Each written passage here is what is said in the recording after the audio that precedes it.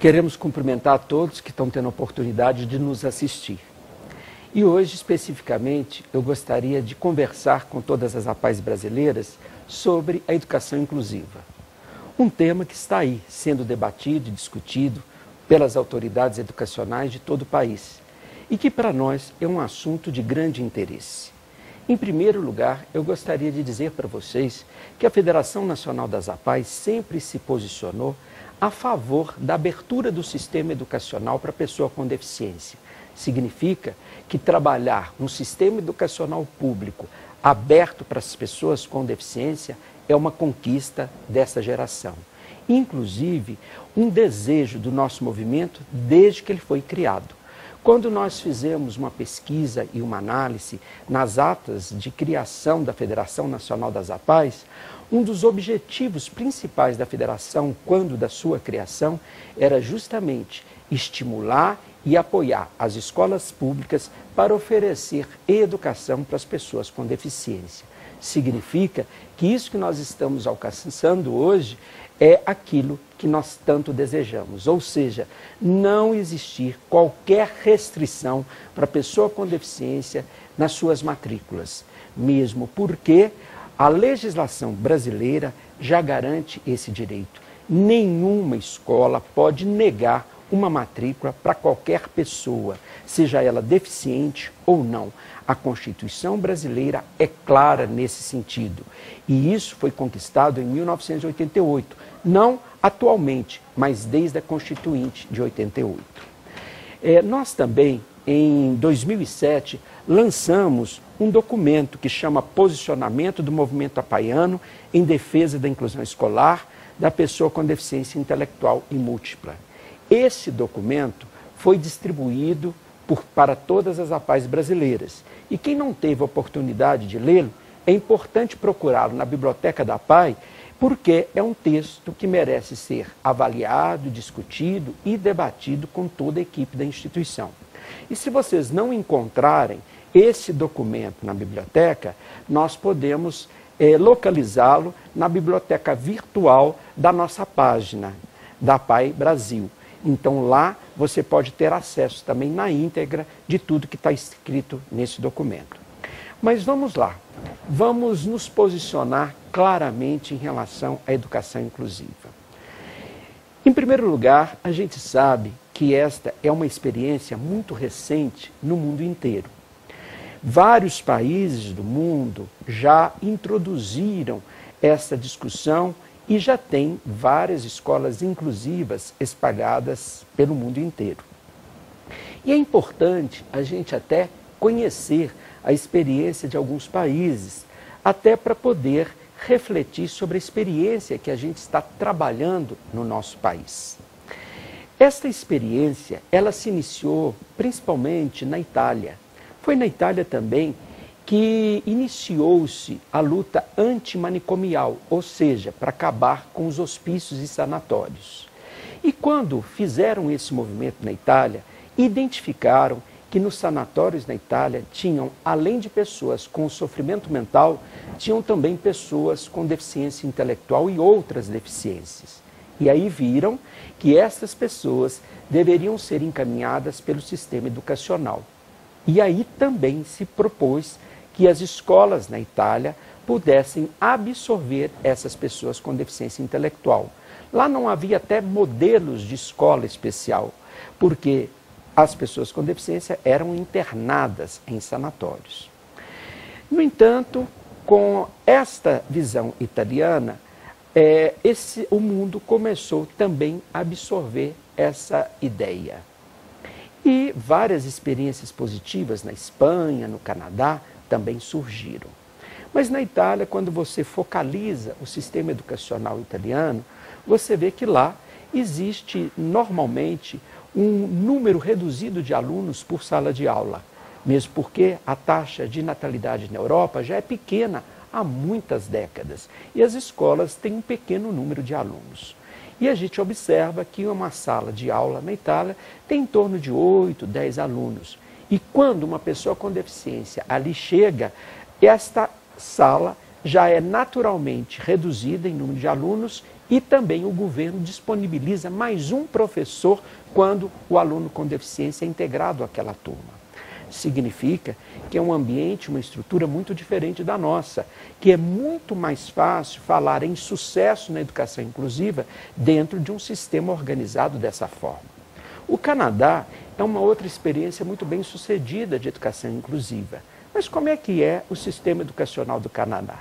Em primeiro lugar, é o diretor da escola, junto com o seu colegiado, que propõe ao governo o orçamento daquela escola. O governo aprova o orçamento e no ano seguinte a diretora recebe os recursos financeiros e é ela com o seu colegiado que administra esse recurso financeiro pela própria escola, pelos interesses e pelas necessidades da sua escola.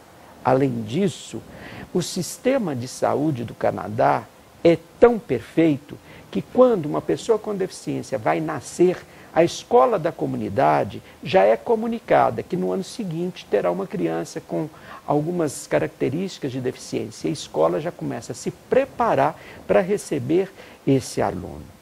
Lógico que essa experiência favorece resultados muito mais positivos. A Espanha, a Inglaterra, a França são países que também têm educação inclusiva, mas não abrem mão da escola especial. E entendem que os dois modelos podem funcionar de forma harmoniosa, identificando o que é melhor para a pessoa com deficiência e não querendo que um sistema substitui o outro, ou melhor, que a escola comum substitui plenamente a escola especial, mas que o sistema educacional permite a convivência de ambas as escolas. Na Inglaterra, inclusive, existe uma legislação dando direito à família de optar pela matrícula do seu filho ou na escola comum ou na escola especial. Significa que no mundo inteiro existe uma visão muito clara do que o que importa é o interesse e a necessidade da pessoa com deficiência. Aqui no Brasil, o que está garantido na lei é o seguinte: a Constituição brasileira é clara, que a matrícula da pessoa com deficiência tem que ser preferencialmente na rede regular de ensino. O preferencialmente, quando foi colocado na Constituição, é justamente para poder dar a oportunidade que a escola especial, se necessária e quando necessária, pode participar de um sistema educacional e deve participar do sistema educacional. A Lei de Diretriz e Base da Educação segue esse mesmo caminho e não proíbe a existência das escolas especiais. O que a legislação brasileira também define é que toda criança ela tem direito a percorrer os níveis de ensino, seja ela deficiente ou não.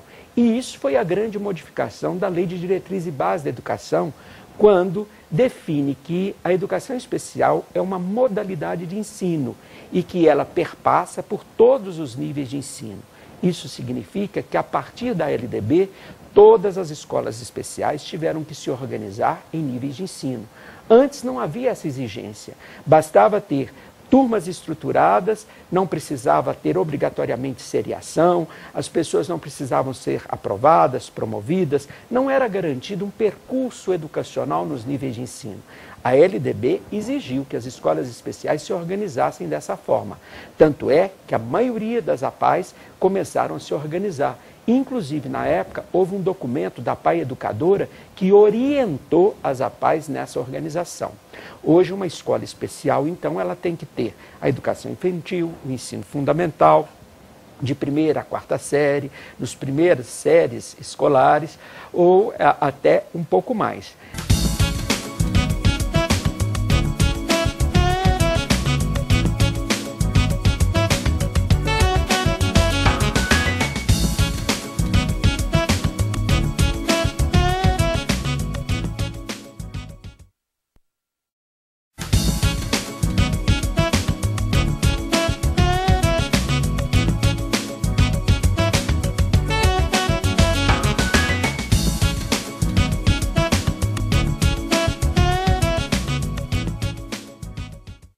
O Ministério da Educação hoje estabeleceu uma política nacional de educação inclusiva, ou melhor, uma política nacional de educação especial com enfoque na educação inclusiva.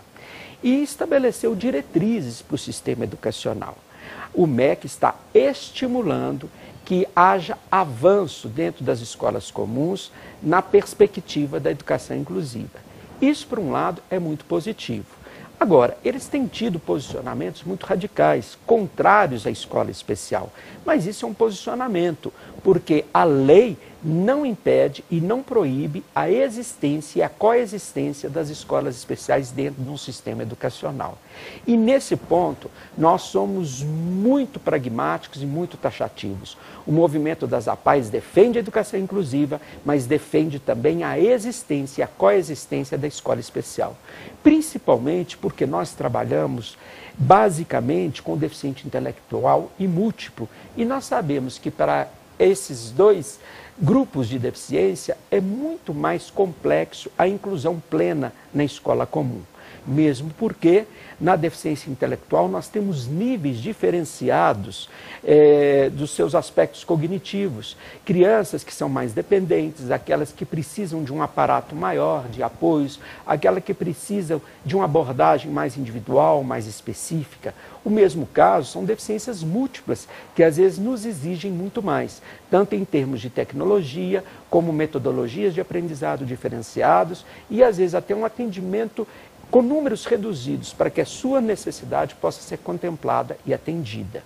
Então, é mais fácil, por exemplo, você falar da inclusão para um deficiente físico, que basta romper com as barreiras arquitetônicas. É mais fácil você falar da inclusão para o cego, porque basta você oferecer todo o material didático em braille, você oferecer uma oficina onde ele é alfabetizado por braille, uma sala recurso que trabalha com braille, e que você tendo a disponibilidade de todo um material e de livros com recursos, livros falados, como hoje também é muito difundido, isso facilita o processo do aprendizado. Para o cego, não há tanta necessidade de você ter uma escola especial. Para o surdo também existe uma polêmica, porque os surdos, inclusive grupos de surdos, entendem que eles precisam conviver entre eles até para desenvolver melhor a própria linguagem própria deles e também a leitura labial. Existe até no mundo inteiro discussões e pesquisas sobre isso, se a inclusão do surdo na escola comum é benéfica de fato para o seu processo de aprendizagem. No entanto, é mais fácil você identificar o que é necessário fazer numa escola comum para absorver o surdo. Ele precisa de intérprete, ele precisa de pessoas que saibam a língua de sinais e ele precisa desse tipo de apoio, que é mais concreto, mais palpável.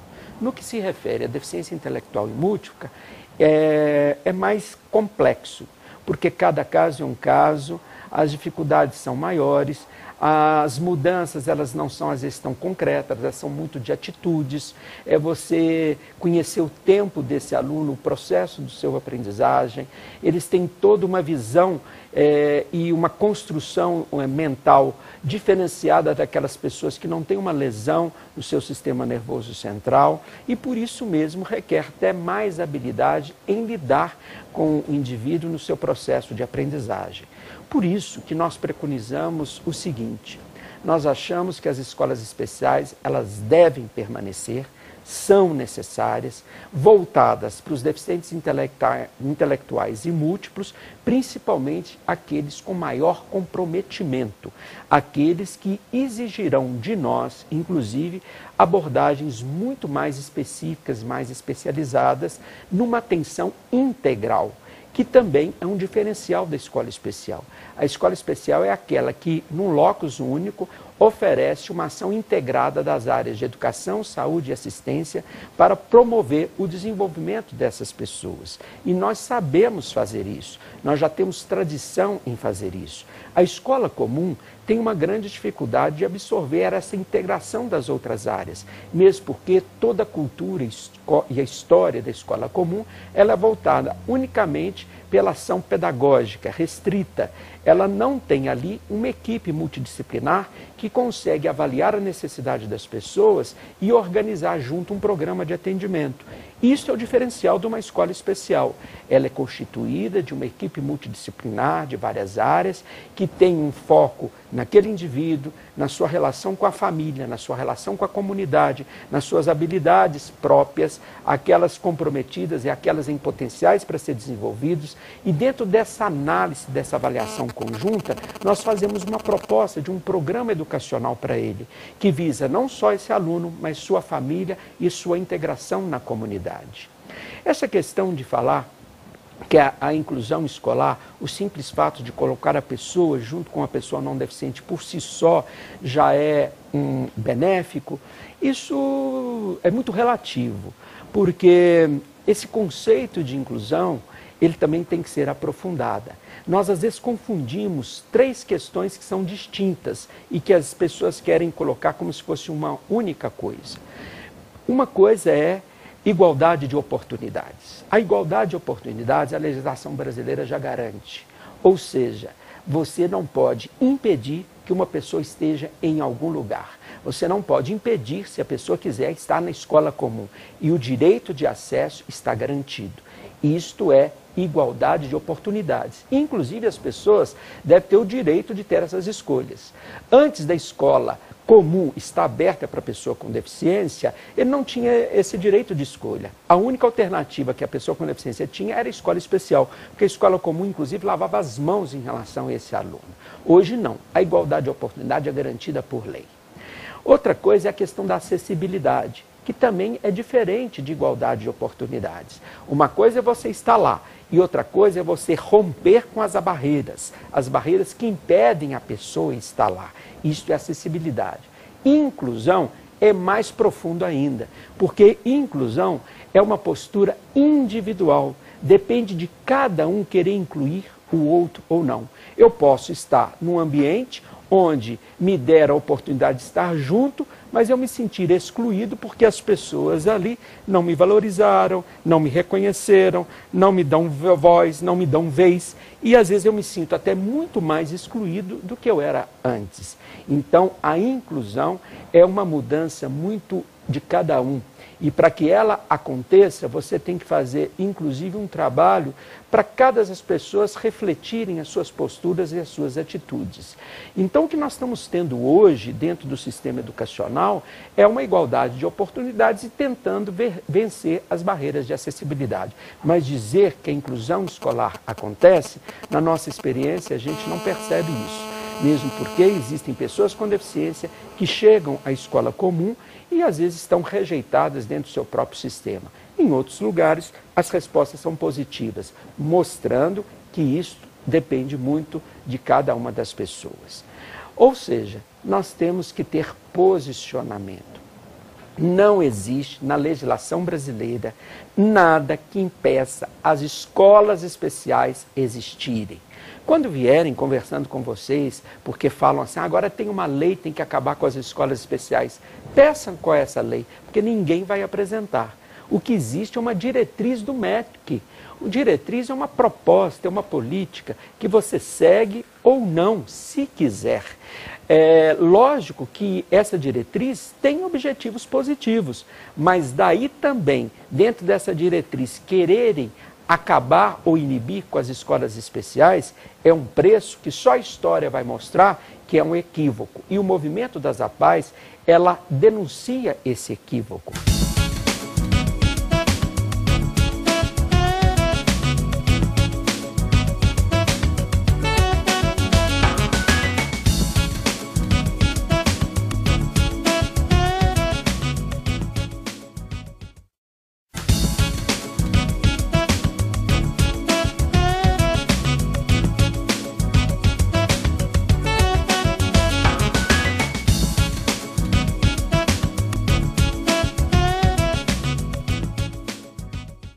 A gente não defende construir uma coisa acabando com outra coisa. A gente defende é que à medida que as escolas comuns vão se ressignificando para receber as pessoas com deficiência, as escolas especiais vão também se ressignificando para ficar com aqueles deficientes com maiores comprometimentos. Mesmo porque dentro das escolas das APAES, às vezes não tinham nem pessoas com deficiência. Tinham pessoas com distúrbio de aprendizagem, distúrbio de comportamento, que as escolas comuns foram mandando para a APAE. e que às vezes até nós aceitamos, mas que também foi um equívoco. Esses alunos não deveriam estar conosco, mesmo porque eles ocupavam as vagas das pessoas com deficiência intelectual e múltipla com maior comprometimento. E às vezes a gente se acomodou também trabalhando com essas pessoas com menos comprometimentos, em detrimento daquelas que dependem mais de nós. Então é muito importante que a ressignificação aconteça. Uma outra coisa que é muito questionada é a qualidade do sistema educacional. Às vezes criticam que as escolas especiais não têm qualidade, ou que não tiveram, e que os alunos às vezes não tiveram bons resultados. Isso é muito questionável porque não tem dados de pesquisas mostrando isso. No entanto, falar em qualidade de ensino no Brasil serve para toda a rede, seja escola comum e escola especial. É um problema que a política educacional do Brasil tem que enfrentar, porque são vários aspectos que influenciam essa questão da qualidade de ensino. No entanto, o que a gente avalia é que as escolas especiais, elas têm dado resultados extremamente positivos, e nós não podemos partir por essa crítica dizer que nossos resultados são inferiores, piores do que da escola comum. Mesmo porque numa avaliação rígida na escola comum, nós sabemos que ela também deixa muito a desejar no que se refere à qualidade para o educando sem deficiência. Imagina para as pessoas com deficiência. Então, nós temos que ter posições firmes, claras. Queremos a escola especial, não admitimos acabar com ela, estamos abertos a transformações e mudanças, vamos oferecer na escola especial os níveis de ensino, vamos ficar com as pessoas com comprometimentos maiores. Isto é o papel da escola especial. Querem até nos induzir a ser apenas atendimento especializado, ou seja, oferecer contraturno na escola comum, as oficinas, sala recursos, algum atendimento especializado. Podemos fazer isso sim, mesmo porque já fazemos há muitos anos. Quantos meninos que estão na escola comum e que vêm a pai há muito tempo para receber algum atendimento na área de saúde ou mesmo apoio em salas recursos. Quantas APAES têm trabalhos itinerantes de apoio às escolas comuns há décadas e com resultados efetivos, trabalhando muito bem. Temos várias experiências no Brasil que nós nos orgulhamos, que surgiu do próprio movimento, da própria organização. Isso nós podemos fazer, devemos fazer e podemos contribuir para o sistema comum, mesmo porque a APAE torce para quando um aluno for para a escola comum, ele tenha sucesso, porque isso é a nossa luta, é o sucesso da pessoa com deficiência. Agora, querer acabar com a escola especial é um preço muito caro, porque nós temos a convicção que se a gente fizer isso, muitos deficientes vão para a escola comum, eles não vão ser integrados nem incluídos, vão ser excluídos, vai ter uma evasão escolar e amanhã eles não têm para onde ir.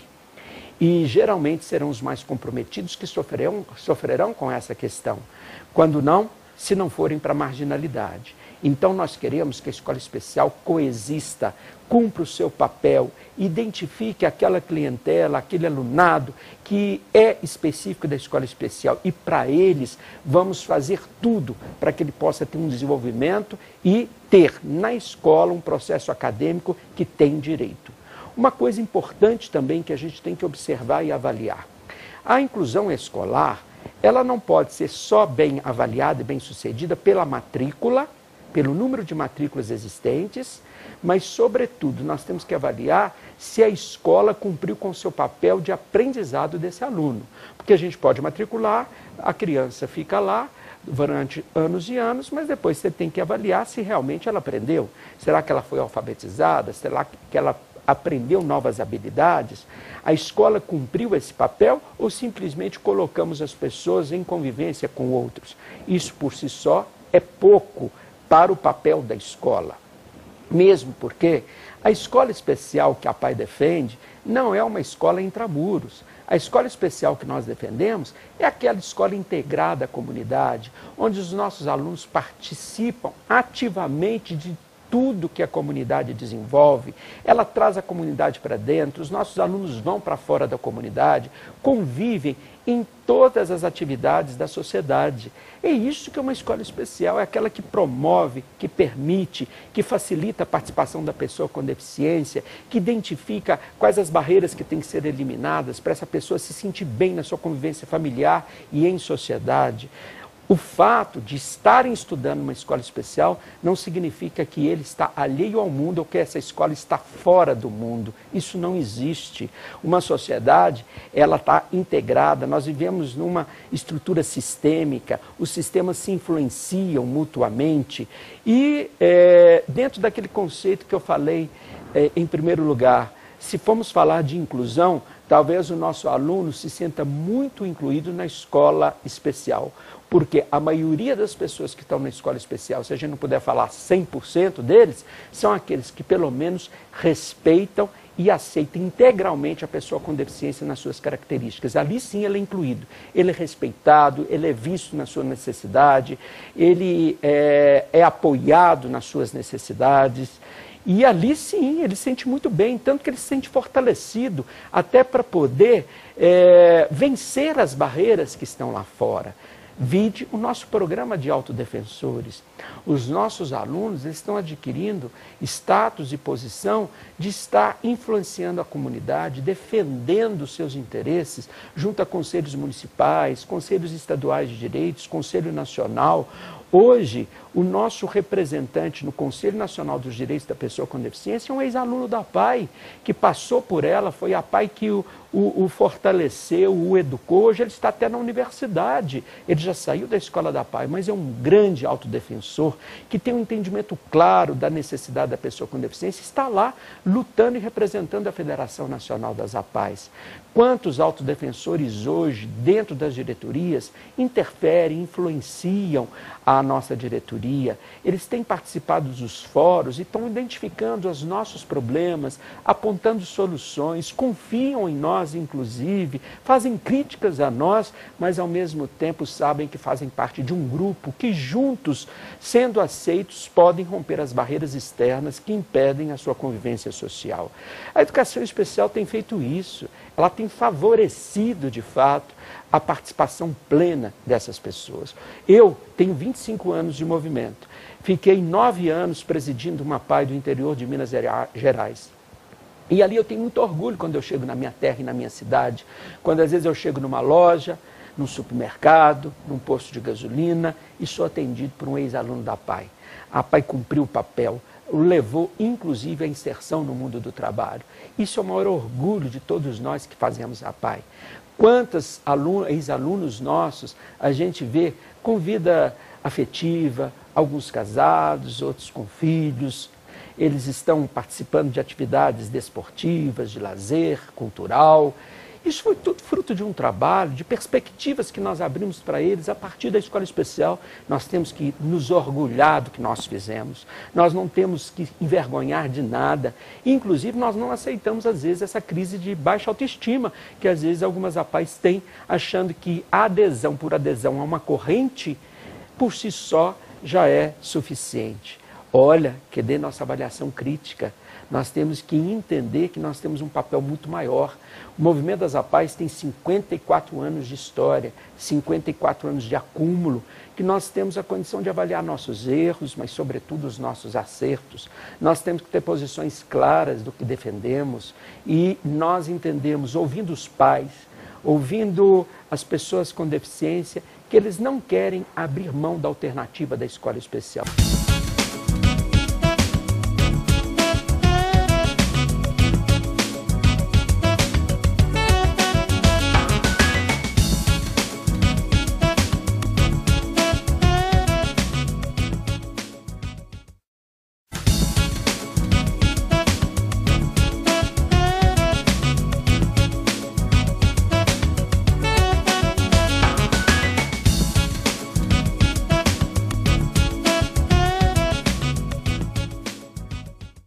Com todos os pais do movimento APAE que eu converso, todos são contrários ao fim da escola especial. Com todos que eu tenho a oportunidade de dialogar sobre isso, eles reconhecem o papel da escola especial.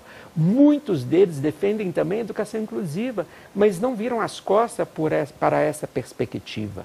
Um outro aspecto importante que eu tenho que chamar a atenção, dentro da escola comum, e às vezes querem até vender ou impor isso para a escola especial, estão querendo que haja idade para poder concluir o ensino fundamental. querem que seja 18 ou 21 anos o limite máximo para o deficiente intelectual cursar a educação fundamental. Nós não concordamos com isso. Nós somos contrários a isso e defendemos que a escola especial da PAI, ela deve atender a esse jovem até a idade que nós entendermos que ele possa corresponder ou responder a um processo acadêmico no que se refere ao ensino fundamental. Isso pode ser aos 22, 25, 26, 27 anos, não importa.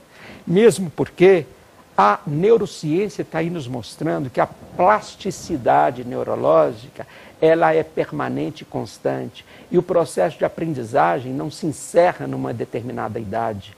Nós temos que, inclusive, dar a oportunidade para as pessoas continuarem sendo estimuladas para esse aprendizado. E a escola especial, ela não pode ter rigidez de dizer que uma determinada idade é o ponto máximo para poder você estar oferecendo para ele a oportunidade da educação fundamental. As nossas APAES têm que romper com essa imposição. Nós não podemos aceitar e nem aderir a isso.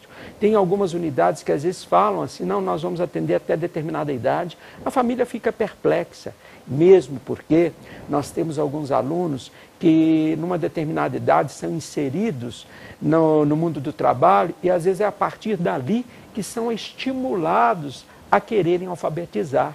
E nós sabemos que a neurociência mostra isso. Nós temos uma área do cérebro que é responsável pela intencionalidade. E quando você tem uma intencionalidade voltada para o aprendizado, você aprende mais fácil. E às vezes isso também acontece com a pessoa com deficiência. À medida que ele é provocado por uma outra ação, seja pelo trabalho, ou pelo mundo da arte ou do esporte, ele às vezes quer voltar para uma vida acadêmica para poder aprimorar os seus ensinos, os seus estudos. E isso a escola especial tem que estar atenta também, a oferecer para essa pessoa com deficiência, independente da faixa etária em que ele está, aquilo que pode complementar os seus interesses. Mesmo porque nós sabemos que muitas pessoas com deficiência às vezes chegam mais tarde na escola. E nós precisamos então ter uma flexibilidade muito maior no fator idade. Agora é importante também a gente aprimorar e desenvolver a educação profissional. Nós temos aí as próprias leis de cotas, nós temos muitas pessoas com deficiência que poderiam ser inseridas ao mercado do trabalho e é uma área importantíssima que as APAES têm que investir cada vez mais na educação profissional. Mesmo porque muitos deficientes que às vezes forem para a escola comum, eles depois não vão poder ter um percurso educacional para o ensino médio ou ensino superior e vão ter que buscar a educação profissional e às vezes vão ter que buscar de volta na própria instituição. Então é muito importante que a gente também pense na educação profissional e na educação de jovens e adultos, para aqueles que querem continuar estudando. Então, vamos ter uma clareza. E eu quero fazer uma breve síntese no fechamento dessa minha fala com vocês, para não restar dúvida. O movimento APAE é a favor da educação inclusiva. O movimento APAE é a favor da escola especial e acha que o sistema educacional tem que ser um sistema aberto, onde a escola especial faz parte desse sistema educacional. Defendemos que a escola especial tem que ser voltada cada vez mais para as pessoas com deficiência intelectual, com maiores comprometimentos e para a deficiência múltipla. Nós defendemos que a escola especial tem que ser organizada nos níveis de ensino. Nós defendemos que a educação profissional também é uma missão da nossa instituição. Não existe na legislação brasileira, e repito, não existe na legislação brasileira nada que impeça o funcionamento das escolas especiais, a iniciativa de ter a escola especial. Somos contrários ao limite de 21 anos para atender as pessoas com deficiência dentro do ensino fundamental. Somos flexíveis e achamos que tem que oferecermos a esse aluno dentro daquela condição e desejo dele de estudar, independente da faixa etária. Eu acredito que se essas defesas, cada um dos nossos companheiros apaianos, fazer esse debate, essa discussão com as autoridades municipais de ensino, elas vão entender claramente o que nós queremos. E não vamos aceitar que muitos, teoricamente, ou de uma forma, às vezes até irresponsável fala que existem leis para acabar com a escola especial.